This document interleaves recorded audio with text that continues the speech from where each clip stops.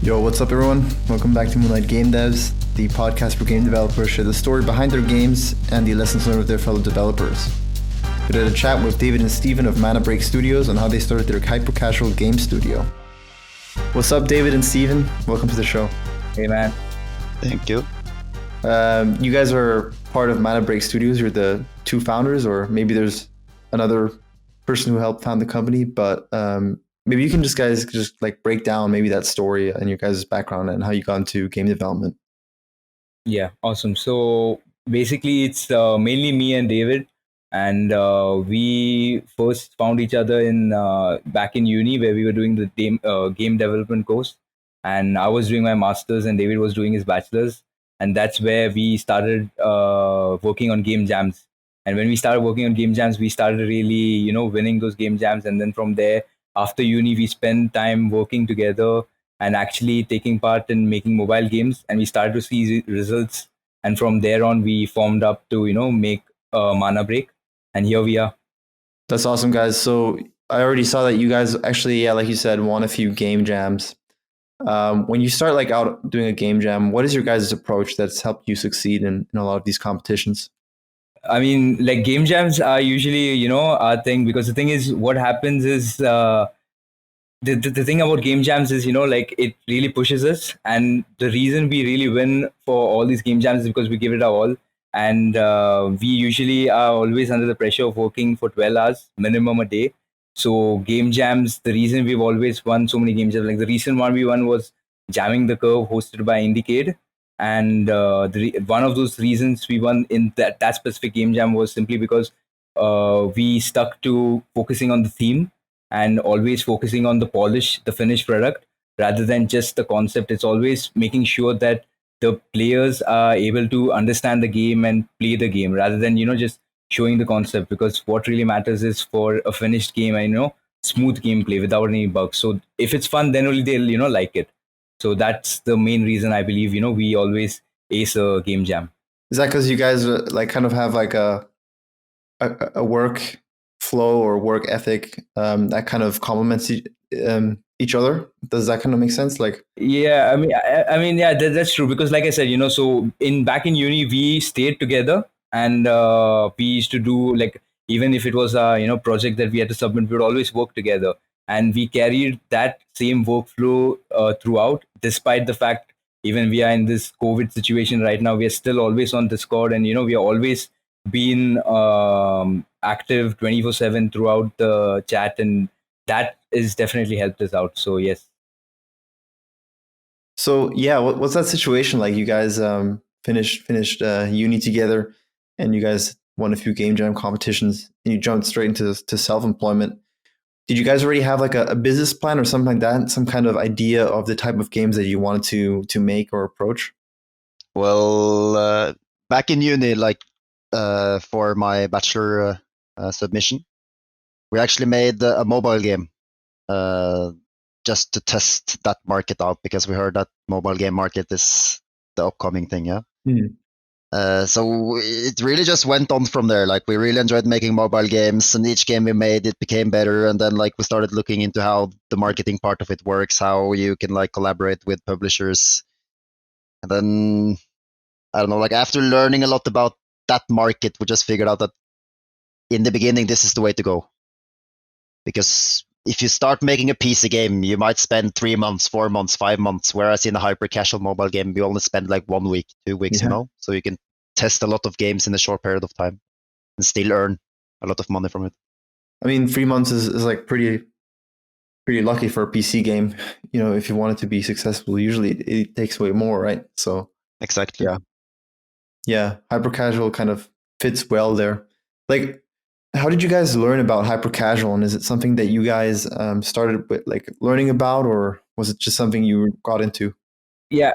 I mean, see, honestly, even if you go to Play Store right now, even if you just open the top charts, the first top 10 games have to be hyper-casual games. There's no doubt, at least 5 of them are definitely a hyper-casual game. So that's the first thing that caught our eye. It's everyone plays it. So it's when we opened our phone, we saw that it's in the top charts. Secondly, even if you look at the age group, of hyper casual gamers, it's approachable for everyone. Like you could find a 40-year-old lady play it, plus you could find a 15-year-old guy play the same game. So that is what really drew us over there, and the fact that the production time was really low, so we were like, okay, you know what, we should make hyper casual games, and that's what we were really drawn to it. Yeah, that's totally what I saw in it as well. Like, I honestly, personally, I never played mobile games, so I got to game development and was kind of researching it, and just discovered that there were these types of games that were like with data proven to be really accessible to a wide audience, and that really kind of blew my mind a little bit. So when you guys approach the design of a new game, what do you guys kind of consider to keep it as open and as accessible as possible to the widest possible audience? So firstly, it's something this is a common term. It's called FTUE. Yeah. So the first time user experience. So that is where everything counts. Also, since you spoke about the audience and design, one of the key things in hyper casual games, like if any publisher you talk to, they focus on is CPI. And now when you talk about CPI, it's cost per install, and that is derived basically from your gameplay video. So how it works is you basically get downloads by the viewer or the player seeing your game, right?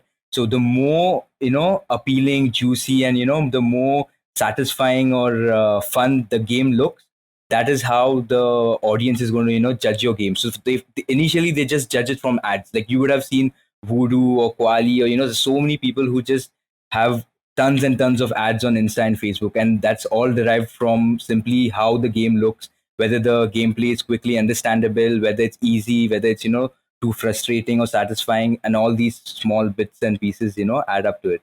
Yeah, I think it's important to mention and talk about like the theme as well, because you need to have it have like a theme or graphical style that really prevents it from niching up too much. I saw that you guys you launched quite a few games already, and some of them were just in soft launch, some of them were basically tested. I saw like one game you guys made and it had like a level or two levels, presumably just to collect some data on it. So how do you guys approach that? Do you guys just put the game as quickly as possible and start collecting data yourself, or is the first step kind of sending it to a publisher after the prototype is done?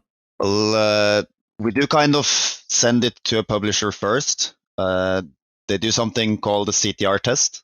And then for the CTR test, you basically only need to make a short video of the game, just showcasing how the gameplay work, the art style, and things like that. So you don't really have to build a full game. And then from that CTR test, we get some numbers back, of how popular the game is. And if the game reaches certain numbers, we build a bigger game. So maybe we build like 5-6 levels. And then from those 6 levels, we publish again, and then we try to see the CPI, for example. Then you kind of build on from there. So usually we just build a small game and then test the video. Yeah, I mean, and just to add to what David said, so it's basically that. So there are just stages, So first stage is, okay, you judge the game on the looks, judge the game on, okay, how is the art style appealing?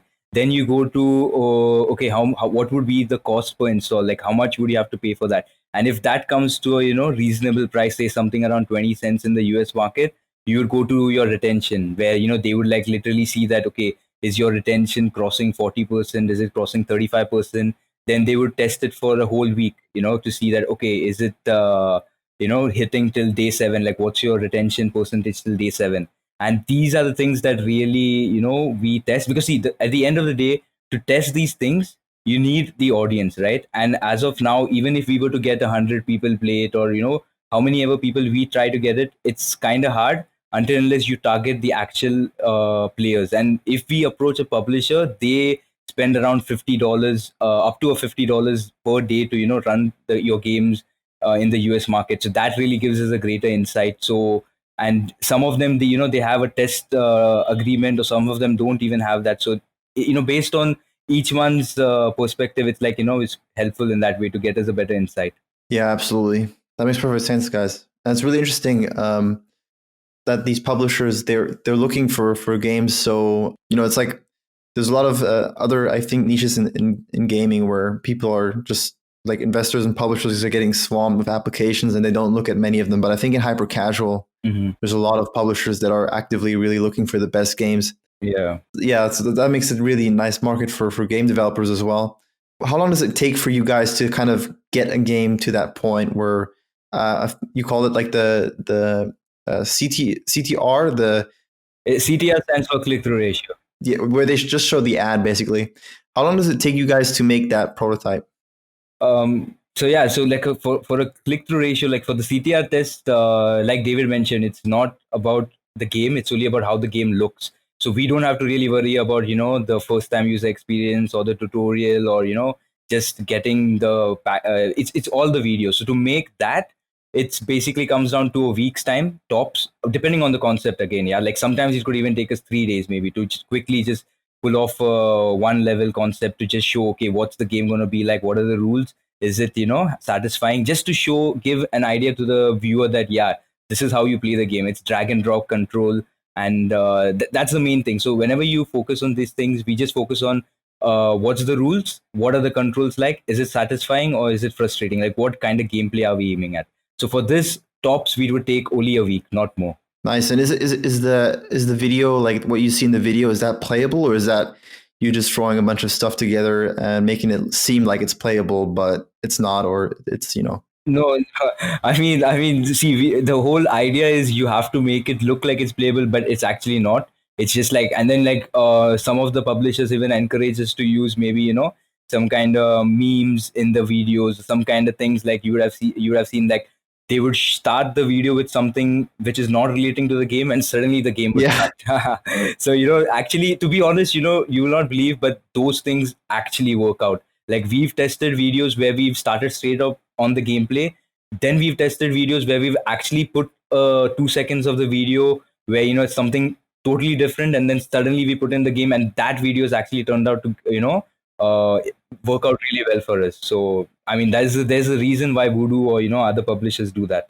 Yeah, totally. And like that's why I think also like the ASMR games and stuff like that are doing a little bit better because they just have Mhm. like I was watching this ad the other time for a hyper casual game that's doing really well right now, and it's got this really weird like ASMR thing where there's some Yeah. mechanic and then it makes a really weird sound, and you see it in the ad and it just gets your attention.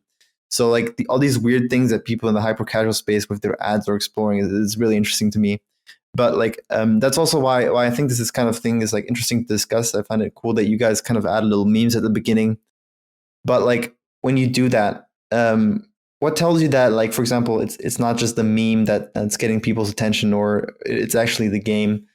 Is it just the click, or what is it? So that's a very interesting question as well. So we've actually learned this from the publisher as well. So how it works is we can actually even track down that okay, if the video is say 15 seconds, we can actually even track down that how many seconds out of those 15 seconds is the viewer viewing it. Okay, like say for example, after 5 seconds he just scrolls down, or he just doesn't continue watching the video. So based on that, we get an idea that okay, which meme is working well.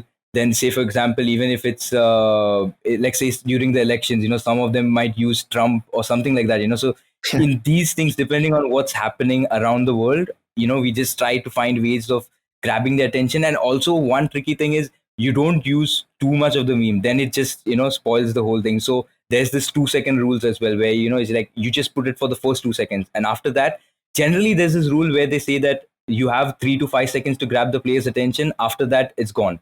So if in your first 3 to 5 seconds of the video you do not get the player's attention, then there's no point of your video. Like you're not going to get anywhere. And we've actually seen that, and that is where we've progressed a lot. So Yeah, as you said, it's just like if you're scrolling on Instagram and you see this game and it's an obvious ad, like most people just scroll past it. But if you see a meme and you're like interested to see what this meme is, you stop, yeah.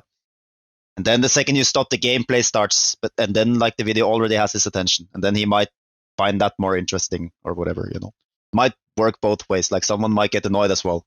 But looking at the numbers, as Steven said, this actually works in most cases. What I find interesting is that at that early stage, you guys are kind of doing the ad creative yourself. Is that something that changes once you work with the publisher? Because you guys told me just before the interview, you went through the whole process. yeah. But like, tell me about that. Like, is there a point where there's actually someone else making the creatives for you, or is it always you guys that are making the videos? Okay, so the way it works is now, say for example, your game is already signed for a publishing contract, and you already moved to that stage where the game is under that certain publisher. In that given stage, you would not have to worry about the marketing side at all or user acquisition. That's not your concern at all. That would be that they have a whole dedicated team itself. But say if you're before, like majority of the studios, if you approach them in the start itself, they would require you to, give them the videos. But once you cross that publishing part, you don't have to worry about that because then they have a whole, team just dedicated for the user acquisition and running the ads and stuff. So yeah, that's how it is. Yeah, so they will even make art for the game, like make the logo of the game, make the app icon, draw pictures and stuff like that as well. That's really But that's only once you reach the stage of actually being published. That's really interesting. Yeah, it's crazy how much work these publishers are actually doing. But yeah, it's obviously great if you can work with them. Yeah, I mean, it is pretty tricky as well. Can you elaborate on that, or are you allowed to elaborate on that? As in, what are some of the pitfalls when working with the publisher? I mean, the thing is, it's very competitive, yeah. So one thing is you have to take care. Maybe one thing that we faced is signing a test agreement. So say for example, so basically it all. So when you work with a publisher, then the one main thing that you have to worry about is KPIs, yeah, your key performing indicators, and that is mainly includes your CPI, that is your cost per install, then your retention, which is your day 1 and day 7, and more or less your playtime as well, like what's your average playtime that a player is playing your game. So now when you talk about these KPIs, each publisher has their own KPIs, right? And based on their KPIs, they have a different upfront payment, they have a different money payment method. So now what happens is maybe one publisher has a reasonable KPI for your game, but another publisher has, it's not going to work out for you. So the one problem we face is like, okay, which right publisher to pick up? Because if you sign agreement with one publisher, then you're probably stuck with him, and then you have to wait for another 3 months till that contract gets done. So in a way, it's like, it kind of puts you in that stressful situation that, okay, which publisher to put your foot into. It's like, is it the right thing to do or no? So you have to just figure out who's the right publisher for you, which publisher you like the rules and agreements, and then you have to go for that. So maybe that is one tricky thing with publishers, to find the right one. Are these contracts? I used to think that these contracts are actually project based, but it seems like what you're explaining is you're kind of getting married to the publisher, and that at least for that time period of the contract, you can't publish with other publishers. Is that what I? Yeah.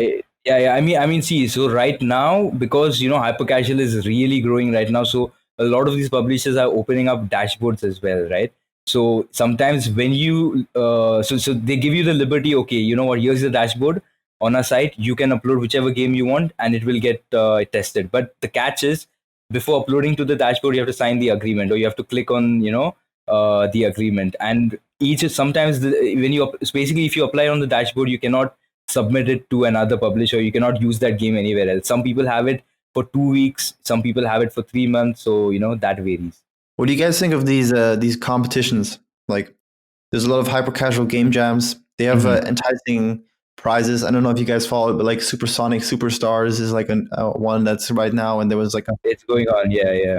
Yeah. Is like, from your perspective, is that something that people should do, or is it makes more sense to just submit the game to a publisher? That kind of depends on what your wishes as a game developer is. No, like in this competition, you usually get cash prizes for each step. So it's like, first you pass the CTR test, you get, let's say, $2,000. Then you pass the next test of CPI and you get $2,000 more. So this kind of pays you along the way. So you kind of take away some of the risk. Maybe in the end product, you might earn a little bit less if you actually make a really good game or a hit game. But as I said, it takes away some of the risk. So it's a great way for new developers, I feel, to get into the market and to like earn some money. So yeah, I definitely feel people should check this out, at least if you're a new developer. Like if you have a big studio already and stuff like that, it's probably not worth it. Yeah, and you should also like probably even check some of their contracts, because like sometimes it might sound like it is, an additional cost or additional price that they're giving, but at the end of the day, it's going to be taken from your earnings as well. It's not going to be like, okay, your game gets selected, it earns certain amount of cash, and then you get $100,000 on top of that. No, it's going to be part of that revenue that you're going to earn. So it's not really, prize money, but it is more or less like an upfront payment. But yeah, just to add to that, as I said, it's very important to read if it's an upfront payment or if it's a bonus price. Because if it's a bonus, that's something you get additionally to what other things you earn. But if it's like an upfront payment, it's what Steven said, where it's been taken from your revenue later in the process. Yeah, that's really interesting, guys, because I was also thinking about participating in some of these competitions. Like you said, it seems like a good opportunity for someone just trying to get their feet wet in like the hyper casual space. But I think like one problem is like if you have no idea how to do any of this stuff, like they're asking for certain KPIs. I mean, I'm assuming that based from what you guys told me that they test it for you, because otherwise anyone could come in and say, I have these KPIs, give me the money. But it's also kind of hard to really follow in. Like I feel like it's kind of black box for the developer as well when the publisher is testing it. I would like to know as to what degree the publisher, from your experience, is kind of like communicating with you in that phase where they're testing the game.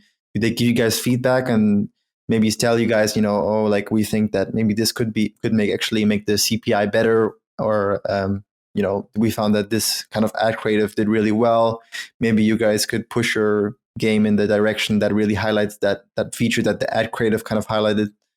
I'd love to know what you guys kind of have to share about that.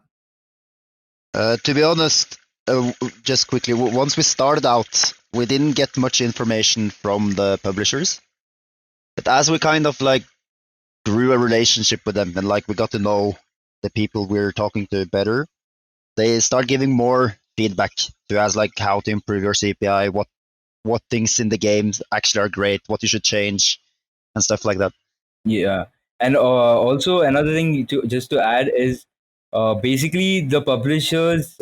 Say for example, like I said, like each publisher has a certain set of KPIs to reach, right?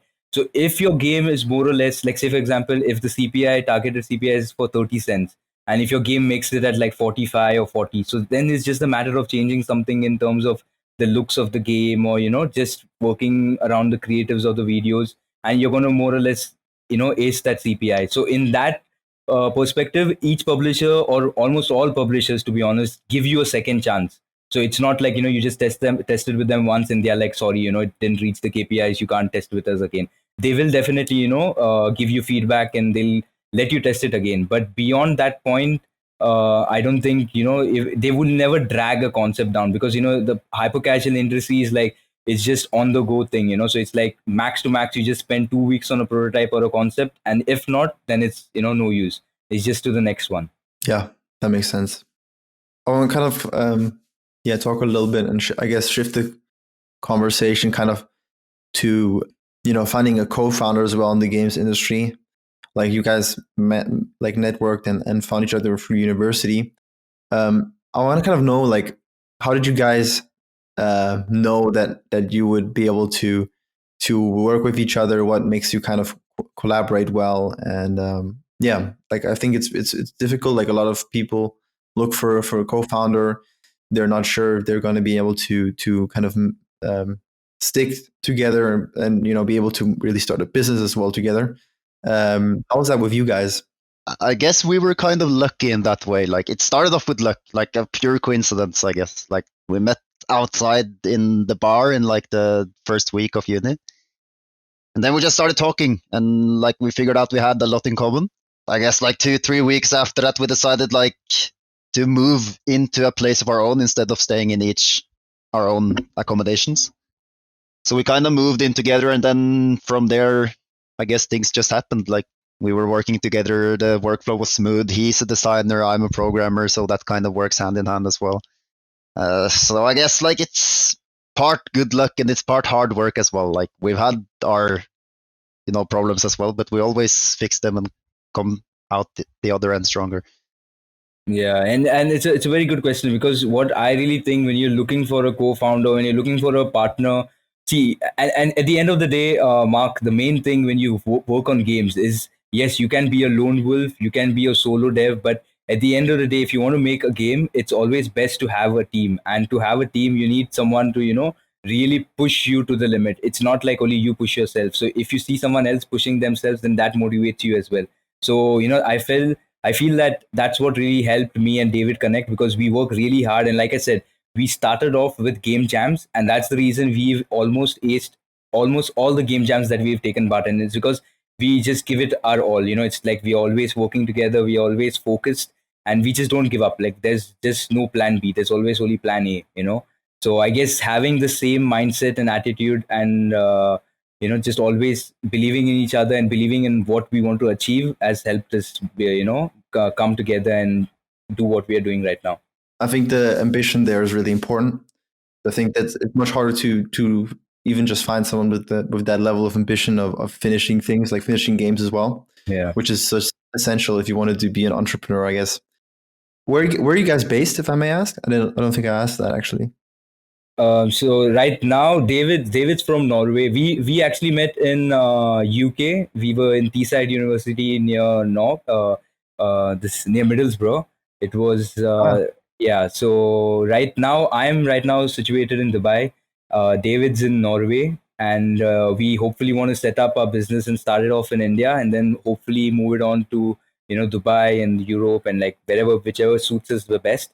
Because another thing that we really want to look forward to is setting up a team as well, to gain more people.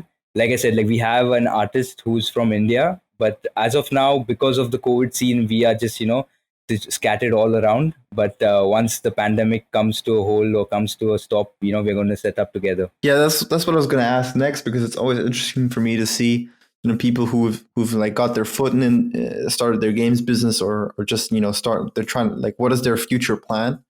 And I was going to ask if you guys are thinking about just scaling the company by hiring new people.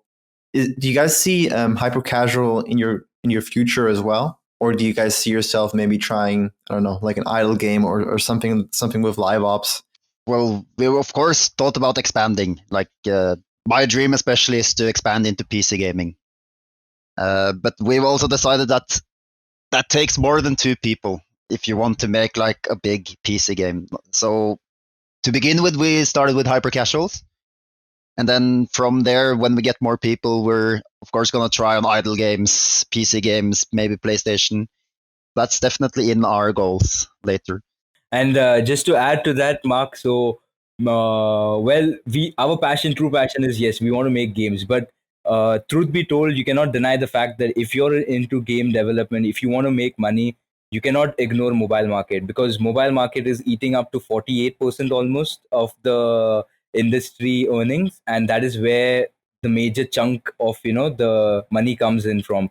So keeping that in mind, we are always going to keep mobile gaming happening. Right now, because of what we found is mobile gaming helps us to get quicker results. It's much more easier, especially coming to hyper casual, because we see quick results, we know what to do, we have always progressed much more quicker. So once when we get a steady income, and we are certain that, okay, we have a proper team, we have a steady income, we have more funds from our own company to invest and risk it in a PC game or in an idle game, we're definitely going to go do that. But at the end of the day, I don't think we would ever leave mobile market. So it's always going to be there, like mobile market, hyper casual, like mobile is always going to be there, because people are always going to keep using phones. Like there are more mobile users than console users, no doubt. So you can just calculate like how much people play and how much money goes into the mobile gaming industry.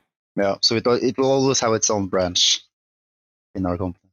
Yeah, that makes perfect sense, because like I think we discussed earlier, it's like there's a lot of people out there who just don't have maybe even time to really dedicate like an afternoon to gaming. As in, like, a lot of people, when they think about the games industry, they only think about people who like have gaming as a hobby, as like many of us either have or are still have it as, like, playing gaming with friends on PC or console. But the truth is that, like you said, there's just so many people with phones, and it's just so convenient to play a game when you have nothing else to do. You're just waiting. So I absolutely agree. I think mobile is not going anywhere. especially that's what brings us to hyper casual as well. Is because you just find people on the bus, people sitting in the toilet. Like it's just like so convenient to play. And that's the key thing about hyper casual games is that anyone can play. In the playtime of like just picking up your phone, you run 2-3 ads from per user, and then you have like on average 1 million downloads from each of these users, and then you have like almost 30% of those million people plus being daily active users and stuff, so you earn a lot of money. So it is a very interesting and important market, I would say. Absolutely.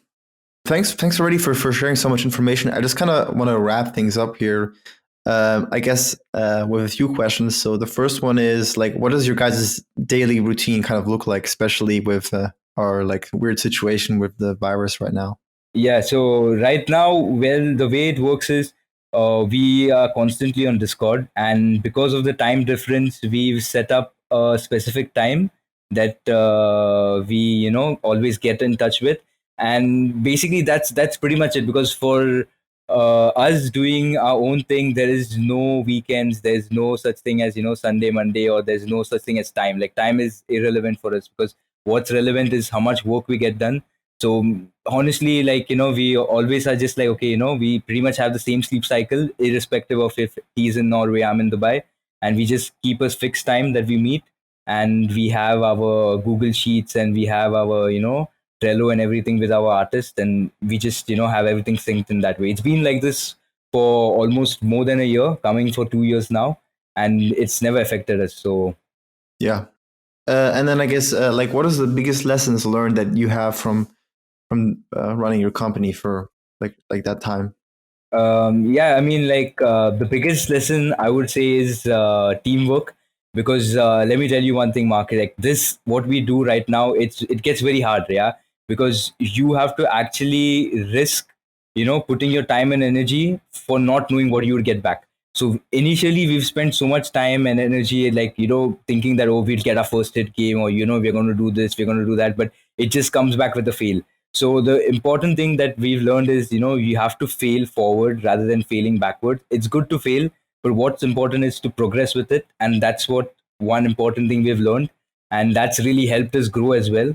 And yeah, I mean, that's the most challenging thing, is that to not expect anything back, but to give it your all, and that's what we have been doing. Also very important not to expect too much in the beginning. As Steven said, like we've expected that like every single game we made would actually make it out there, but then we learn something new every time it doesn't, right? And then you also do this for free in the beginning. So many people expect that, like, oh, like I want to earn $1 million in my first year, and then they earn zero and they give up. But just need to keep at it. Just never give up, I guess. Never give up, but learn from your failures. Yeah. So yeah, thanks guys. Thanks so much for sharing that. Where can people follow you guys, check out your games, etc.? I mean, hopefully, we should be proudly able to, the next time say that, yes, we've published with this publisher, and, this is our game out there. But for now, if you just simply search on Google ManaBreak Studios, or if you go on Play Store and just type ManaBreak, you should see a couple of our games pop up. Worst come worst, we'll even share with Mark our Facebook and Instagram page, so you could follow us there. But mainly, honestly, I would love if you guys follow, or if anyone wants to check out, just to follow our iOS and Play Store page, because that's where we just put up all the games. Because even when we want to test it with a publisher or put it up anywhere, we just have to put it up first personally on our own page, and then it goes to the publisher's page. So yeah, it would be great if you guys could just keep a track on Play Store or iOS App Store. Awesome. We'll have links to all of those in the description or show notes wherever you're listening. David and Steven, thanks so much for coming on the show and sharing all of that knowledge with us today. Thank you for having me. Thank you. Yeah, bro. It was good talking to you, Mark. Thanks for listening to this show. I hope you enjoyed it. If you did, please consider leaving a review and subscribing on whatever platform you're listening to. For more game development content, head down to moonlightgamedevs.com. I hope you have a great week and join me for the next episode.